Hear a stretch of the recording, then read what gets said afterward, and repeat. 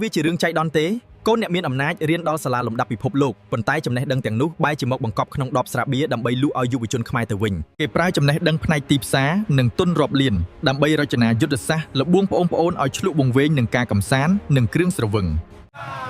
ខណៈប្អូនកំពុងលើកដបស្រានិងរំរែកឥតគោលដៅប្អូនកំពុងក្លាយជាអតិថិជនរងគ្រោះនៃយុទ្ធសាស្ត្ររបស់គេដោយមិនដឹងខ្លួនគេជិះ Lamborghini ក្នុងវិឡាស្កឹមស្កៃដែលបានមកពីប្រាក់ចំណេញនៃការលក់ដបស្រារីឯប្អូនផឹកស្រាទាំងជំពាក់ធនាគារ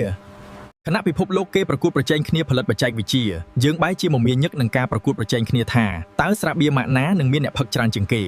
បងអើយគេលក់ភាពសบายបណ្ដោះអាសន្នឲ្យបងដើម្បីបដូរយកភាពមានបានជារៀងរហូតសម្រាប់តកូលរបស់គេឈប់ធ្វើជាឧបករណ៍រកលុយឲ្យអ្នកមានអំណាចតាមរយៈការផឹកស្រាងាកមកវិនិយោគលើខួរក្បាលនិងអនាគតខ្លួនឯងវិញតើបងត្រូវដេកឲ្យគេបង្វក់ដល់ពេលណាទៀតភ្ញាក់ឡើងយុវជនខ្មែរកម្ពុជាត្រូវការខួរក្បាលរបស់អ្នក